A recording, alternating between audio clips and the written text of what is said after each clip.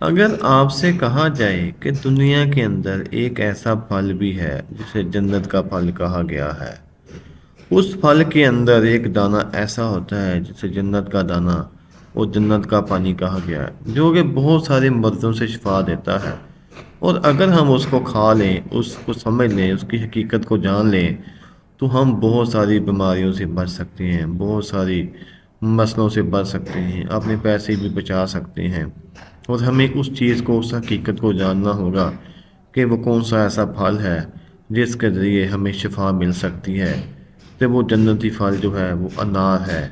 تو انار کے اندر ایک ایسا دانہ ہوتا ہے۔ آئے ہم اس کی حقیقت کو جانتے ہیں، اس کی مزید حقیقت کیا ہے، سائنس کی روشنی میں، حدیث کی روشنی میں، قرآن شریف کی روشنی میں یہ کیا چیز ہے۔ تو آئے ہم اس ویڈیو کو دیکھ لیتے ہیں۔ پورے سال کی تمام خواہشات پوری ہو جاتی ہیں۔ بدھ مت میں انار، لیمو اور آڑو مقدس پھل سمجھے جاتے ہیں۔ قرآن میں انار کا ذکر 3 دفعہ آیا۔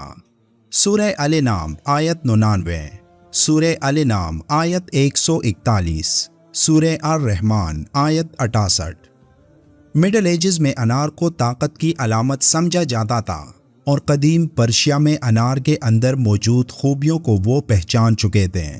سائنسی تحقیق میں یہ بات سامنے آئی کہ انار کے اندر اینٹی آکسیڈنٹس موجود ہوتے ہیں۔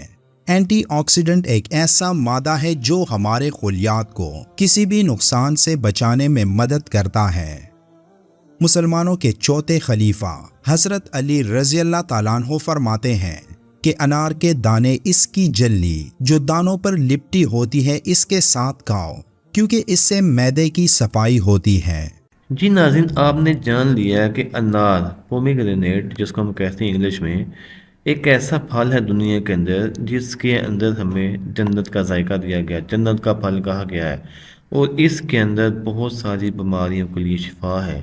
اس کی جو جلی ہوتی ہے اس کو کھانے سے بھی شفا ملتی ہے۔ اس کو پاؤڈر بنا کے خشک کر کے بھی کھایا جا سکتا ہے، جن کے خشک کریں، پاؤڈر بنا کے کھائیں تو وہ بھی بیماریوں سے شفا دیتا ہے۔